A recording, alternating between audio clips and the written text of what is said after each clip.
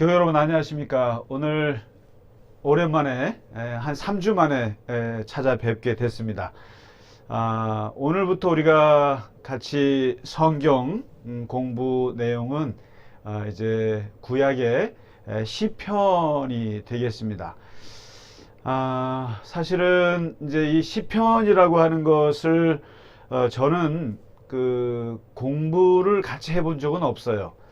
왜냐하면 시는 공부하는 것이 아니라 사실은 이 감상하는 건데, 거기에 뭐 시가 어떤 것이 있다, 또 이건 무슨 뜻이다, 이런 것을 이렇게 분석한다고 하는 것은 사실은 어울리지 않는다고 생각했기 때문에 제가 지금까지 한 600개 정도의 그 성경 직설 강의를 했습니다만은 시편은 하지 않았어요. 일부러 그랬던 건데, 그래도 시편이라고 하는 것이 성경에 있는 말씀이고, 또 시편은 워낙 또 중요한 우리에게 있어서 말씀이기 때문에 한번 공부라는 말이 적당하진 않습니다만은 어쨌든 시편을 같이 감상하고 또 함께 공부라고밖에 할 수는 없겠네요.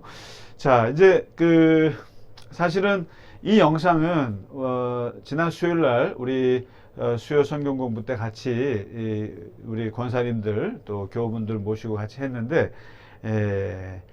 우리 카메라를 제가 잘못 찍어 가지고요, 이게 거꾸로 나왔어요. 그래서 도저히 이제 전사님이 안 계시는 바람에 못진상 당하셔가지고 제가 이제 뭐 하다 보니까 이게 엉망이 됐는데, 그래서 이것을 다시 찍는다는 말씀 전해드립니다. 그래서 우리 그날 참석하셨던 거의 11분의 권사님들은 옷도 달라지고 또 분위기도 달라졌다고 또 당황하실 것 같은데, 이게 이제 그날 찍었던 걸 다시 찍는다는 말씀 드립니다.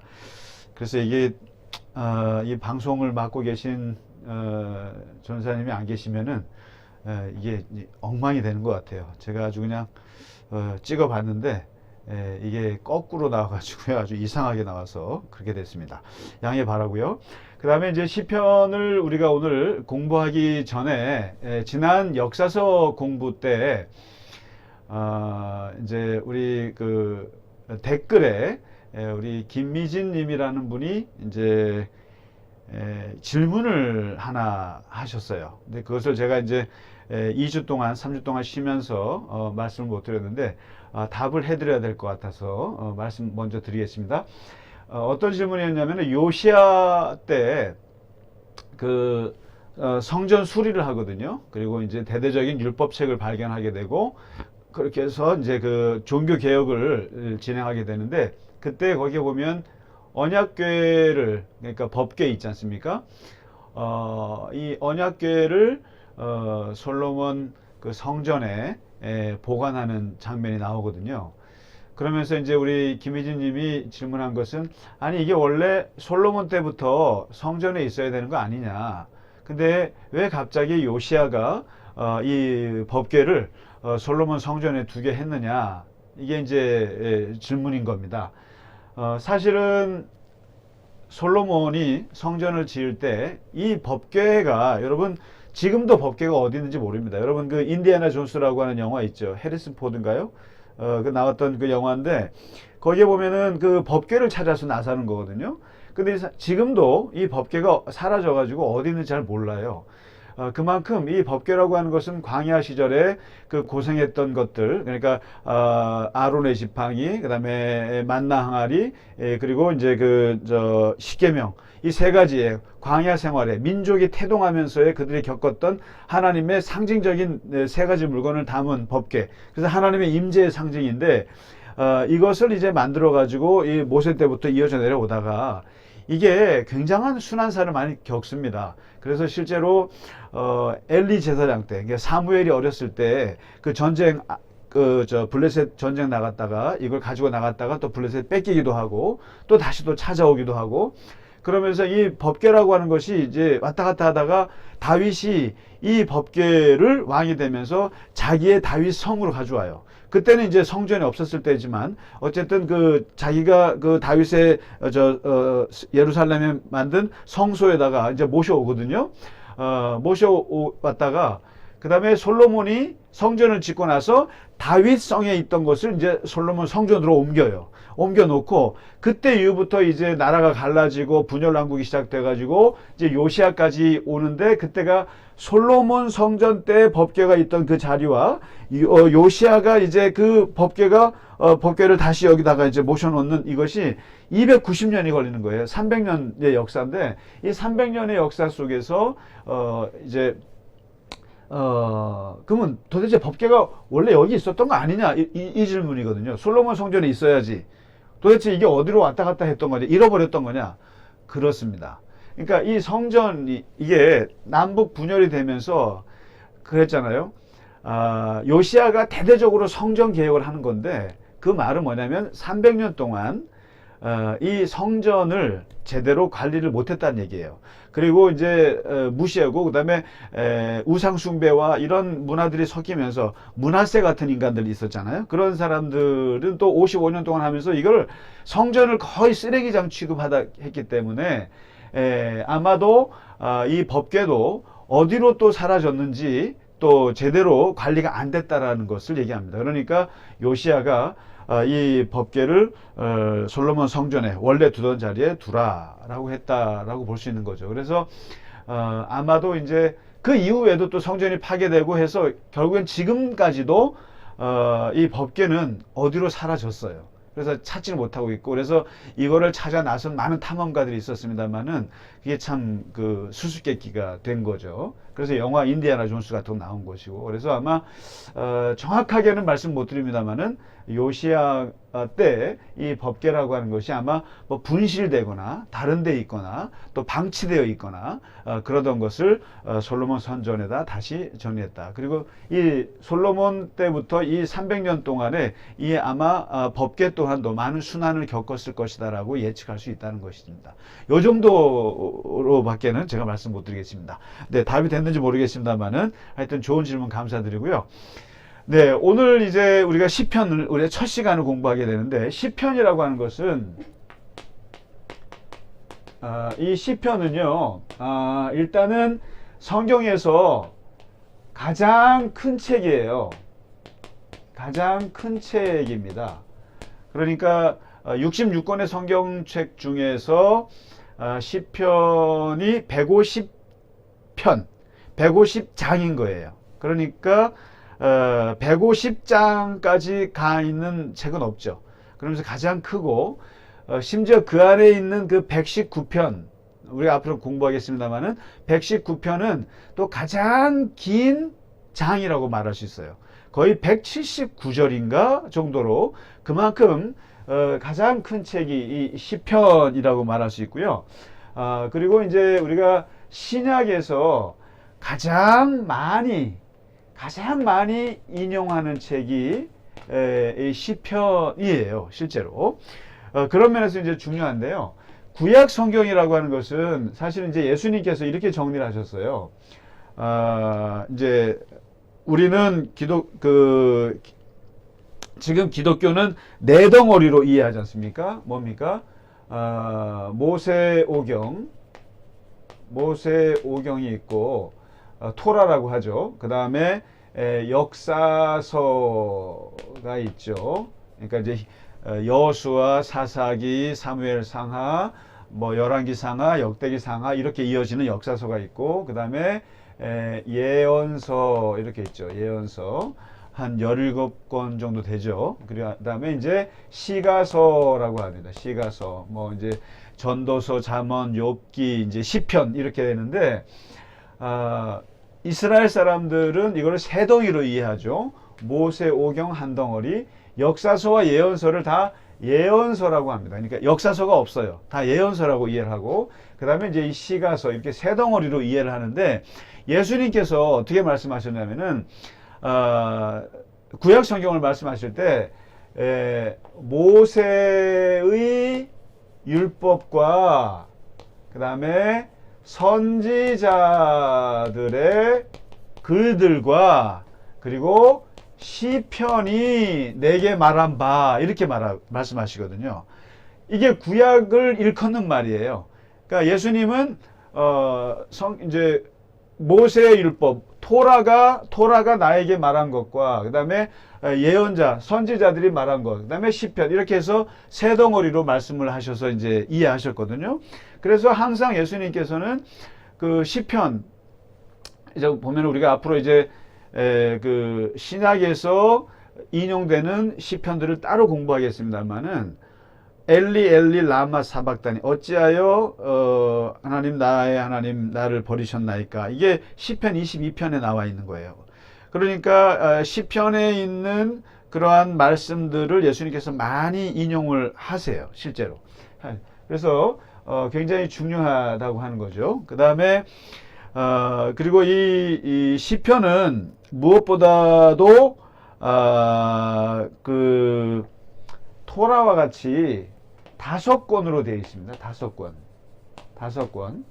그러니까 이제 우리가 시편을 한번 보시면은 1권, 2권 이렇게 나와 있는데요. 그러니까 이제 1권은 1편에서 41편까지가 1권이에요. 그 다음에 2권은 42편에서 72편이에요. 그 다음에 3권은 73편에서 89편이에요.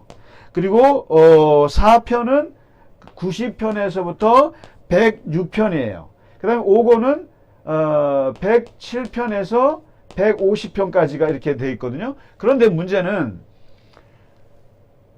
이게 지금 모세 오경하고 다윗의 5권을 모세 오경에 맞춘 거예요, 사실은. 근데 이제 모세 오경 같은 경우는 창세기라고 하는 제목이 있고 출애굽기, 레위기, 민수기, 신명기 이렇게 제목이 있지 않습니까? 그런데 시편은 제목은 없어요. 그러니까 1권, 2권, 3권, 4권, 5권이 특별히 구분은 없어요. 구분은 없는데 그냥 쭉 5권으로 나눴어요. 이 말은 이 시편이라고 하는 것이 모세 오경과 대비된다라고 하는 뜻이에요, 사실은. 그래서 모세에게 준 율법 5권과 같이 시편도 또한 5개로 해서 맞춘 거거든요. 그래서 그 유대인들의 중요한 성경 해석서죠. 그러니까 여러분 이 유대인들은 토라가 있으면 이 토라를 해석한 책이 미드라시예요. 미드라시. 이것을 또 토라를 해석한 책이고 또 미드라시를 해석한 게 탈무드란 말이죠. 이렇게 돼 있거든요. 그러니까 이게 성경만 읽는 게 아니에요, 이 사람들이요. 성경을 읽고 그것을 또 랍비들이 해석하는 미드라시를 읽고 하는데, 미드라시에서 뭐라고 얘기를 하냐면은 모세는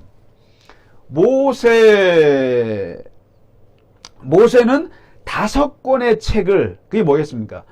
모세 오경이죠. 5권의 책을 이스라엘에게 남겼다면 다윗은 5권의 시편을 남겼다, 이렇게 해석을 해요. 그러니까 그만큼 모세 오경과 이 시편은 모세와 다윗으로 상징되는 두 사람으로 이렇게 대비가 된다고 말할 수가 있는 겁니다. 그래서 이 구약 성경을 이제 말씀드릴 때 이렇습니다. 그러니까 모세 오경과 그다음 모세 오경, 우리 구분 말하자면 모세 오경과 그다음에 역사서 있지 않습니까? 역사서. 그러니까 창세기, 출애굽기, 레위기, 신명기, 이제 민수기 하고 그다음에 여호수아, 사사기, 사무엘 상하, 열왕기 상하, 열왕기 상하, 이러한 그 역사서들, 모세 오경과 역사서들을 뭐라고 하냐면은 하나님의 구원 행동이라고 말씀하십니다. 하나님이 인간을 구원하기 위해서 하나님께서 무엇을 행하셨는가? 하나님의 행동이에요. 그 다음에 예언서는 한마디로 말하면은 하나님의 구원의 말씀이라고 말할 수가 있다는 거예요. 말씀. 예언서는. 그런데 그럼 시가서는 뭐냐? 잠언, 전도서, 시편, 욥기는 뭐냐? 이 시가서라고 할 수 있는 거는 이것은 이 하나님의 구원의 행동, 하나님의 구원의 말씀에 대한 인간의 응답이라고 하는 거예요. 이게요. 그래서 이 앞에 모세오경, 역사서, 예언서 이 덩어리는 이것을 계시라고 한다면 하나님 편에서 쓰신 말씀인 거죠. 하나님이 우리에게 보여주신 행동, 그리고 하나님이 말씀하신 그 말씀들, 하나님의 계시라고 한다면 이 시가서는 이 계시를 받은 인간이 어떻게 응답하느냐, 인간의 응답.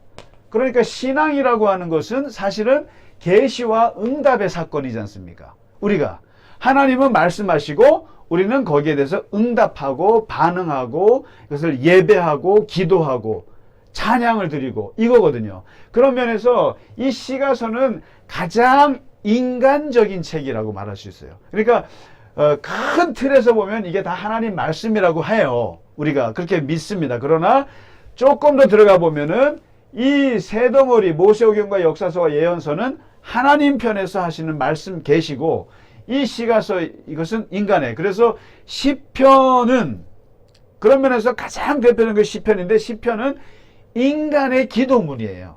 인간의 찬양이고 하나님의 그 행동하신 하나님의 그런 그 오묘하신 그리고 하나님의 섭리하시는 것에 대해서 인간이 고백한 거거든요. 그런 면에서 이 시가서는 굉장히 인간적. 욥기 같은 것도 보세요. 굉장히 인간의 고통을 어떻게 그 인간이 그 고통을 직면해서 살아가는가, 그 고통을 어떻게 맞아들이는가를 보여주는 인간적인 책이죠. 전도서 헛되다 이런 것들 결국 인간이 인간의 생활을 보면서 하나님이 주신 인간의 삶을 보면서 인간이 느꼈던 것들 얘기하는 거거든요.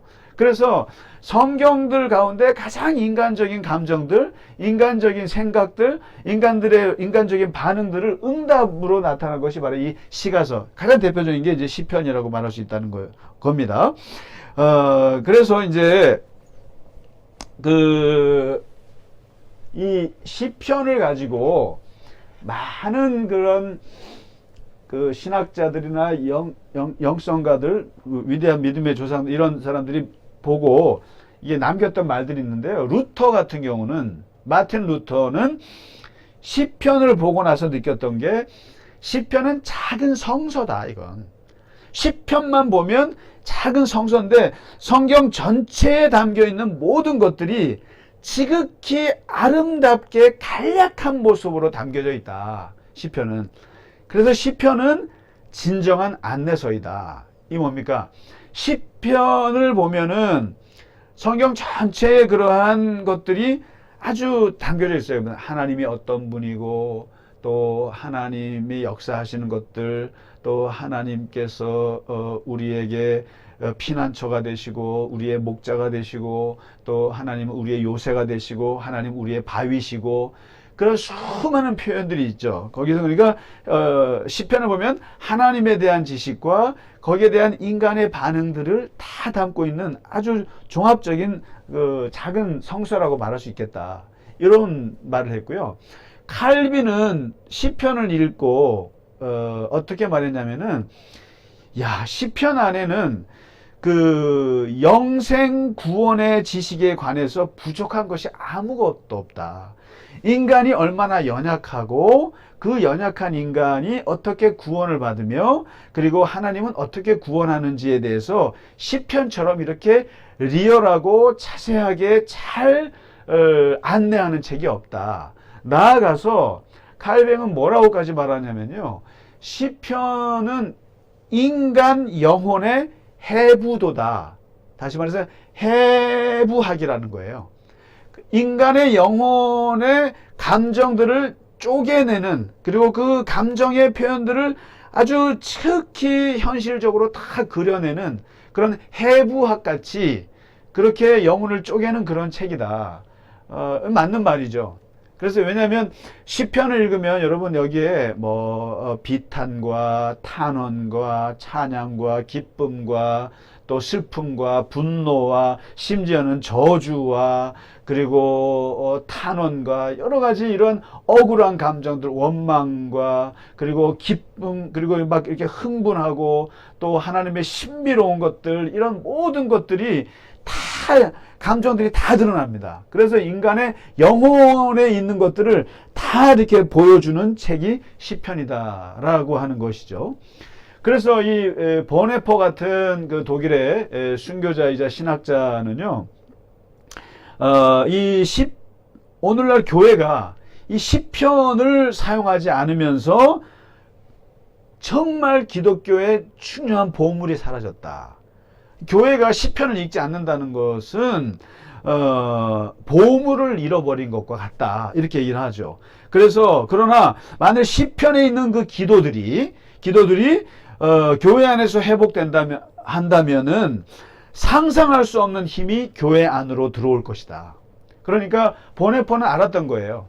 이 시편에 있는 기도를 교회에서 쓰지 않는데 이게 어마어마한 힘이 된다라고 하는 것을 이제 알았던 거죠. 그래서 여러분 그 수도원에 이제 가면요, 수도원이라는 것이 이제 기독교라고 하는 것이 한 세 파가 있지 않습니까? 첫 번째가 이제 정교회라고 하죠. 동방정교회. 그러니까 그리스 정교회 들어보셨죠? 또 러시아 정교회. 이거 기독교예요. 그 다음에 이 동방정교회의 이제 제일 그 수장이라고 할 만한 사람이 베드로의 동생 안드레입니다. 그러니까 안드레로부터 시작이 되고요. 그 다음에 이 로만 카톨릭, 이게 이제 베드로로부터 시작되는 전통이죠. 그래서 로만 카톨릭이 있고, 그 다음에 이제 이 개신교, 우리가 개신교는 어떻게 보면 사도 바울의 전통을 잇는다고 봐야 되겠죠. 그래서 이 세 종파가 이제 사실 기독교인데, 그래서 여러분 뭐 천주교는 기독교가 아니다 이렇게 얘기하시면 안 돼요. 안 되고, 우리가 보통 이제 동방 정교회와 로만 카톨릭과 개신교 이 세 종파를 이제 기독교에 집어넣는 크리스찬이티가 되는 거죠. 그러나 이제 쓸 때는 여기는 정교회라고 하고 여기는 이제 카톨릭이라고 하고 우리는 이제 기독교라고 이제 표현하는데, 아무튼 그 표현은 그렇습니다만은 이 세 종파가 사실은 다 기독교 안에 있는데, 문제는 동방 정교회 수도원에 가보면 거기에는 시편을 1편부터 150편까지를 하루에 다 읽게 합니다. 하루에. 어마어마한 거죠. 그러니까 아침부터 잠잘 때까지, 수도원이라고 하는 것이 새벽 2, 3시에 일어나거든요. 2, 3시에 일어나고 쭉 해서 저는 7시에 잠을 자고 새벽 2시에 일어나고 이런 건데, 아침부터 저녁까지 시편을 150편까지 읽게 하죠. 굉장히 센 거죠.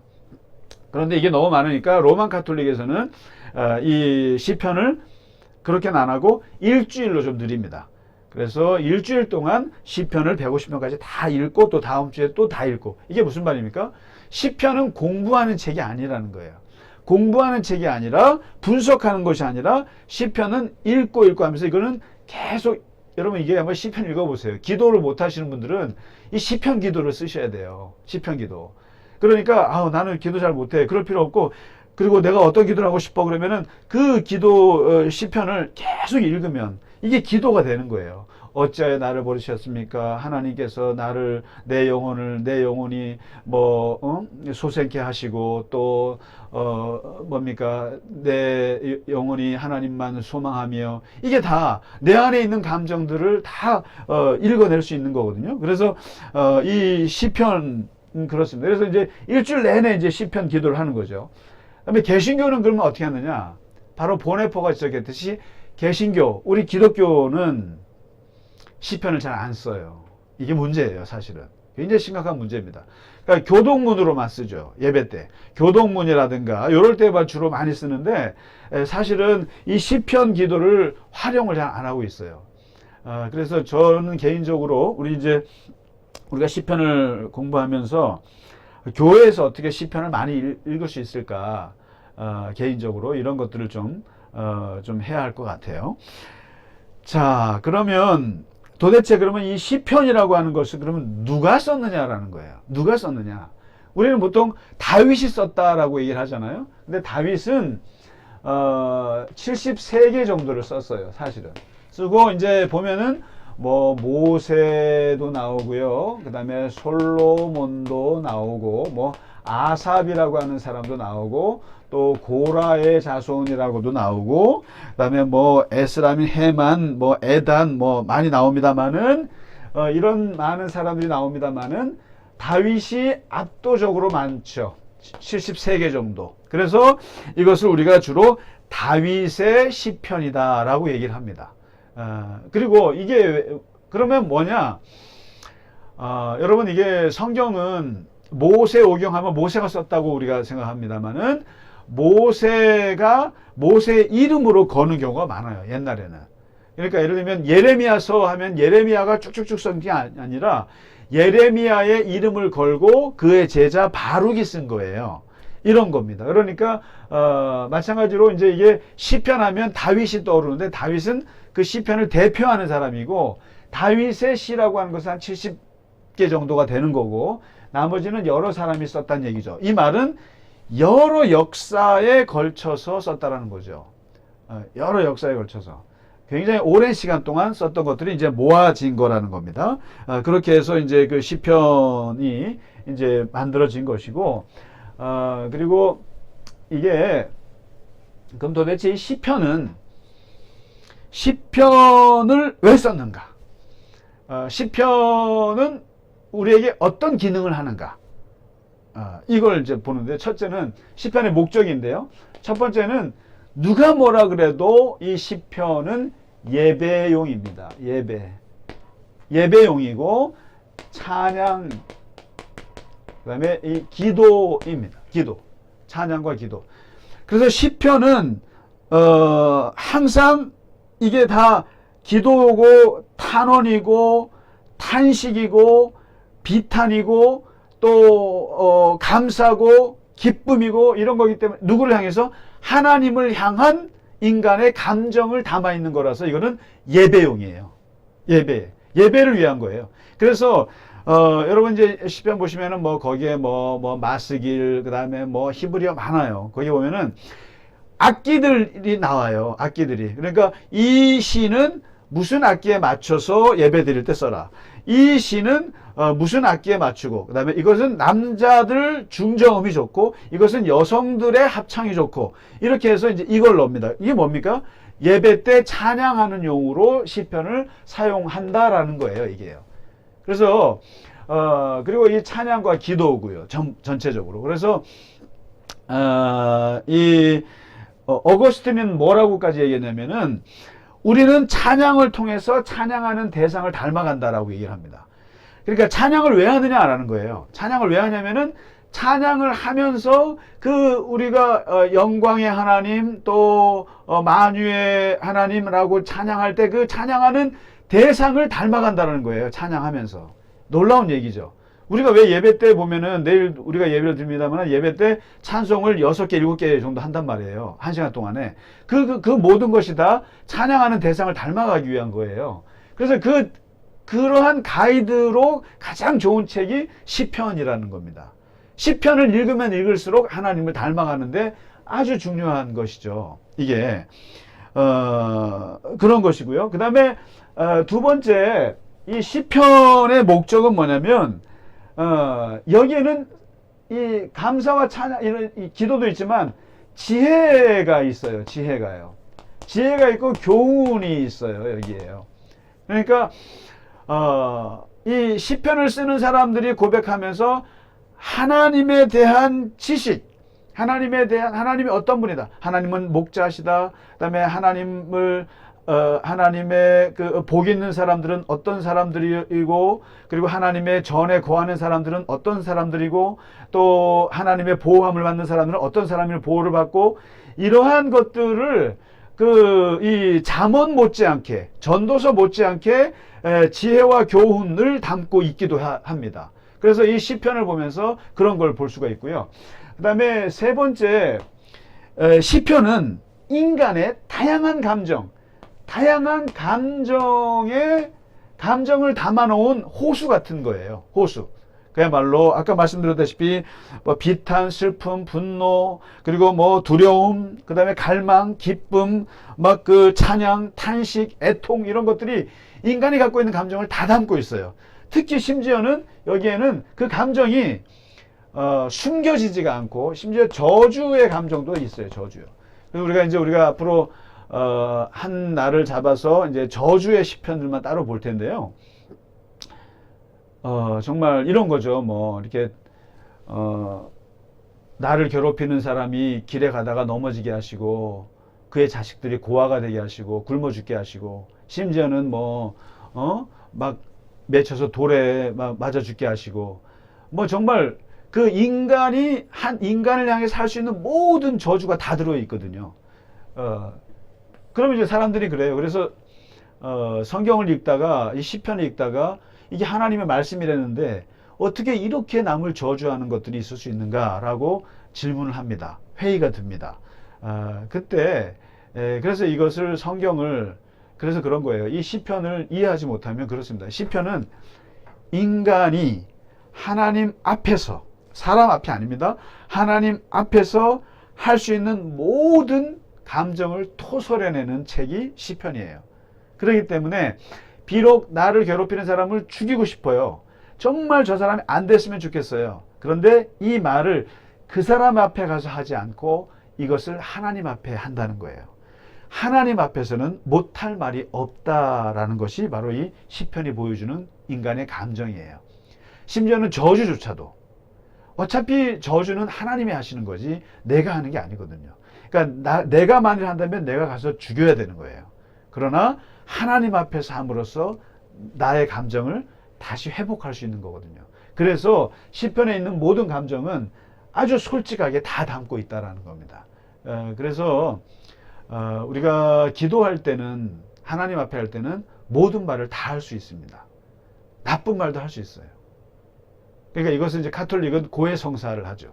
고해성사를 통해서 사람에게 합니다만은 우리는 하나님 앞에 인간에 대한 저주도 다 할 수 있어요. 아유, 그 인간 안 됐으면 좋겠습니다.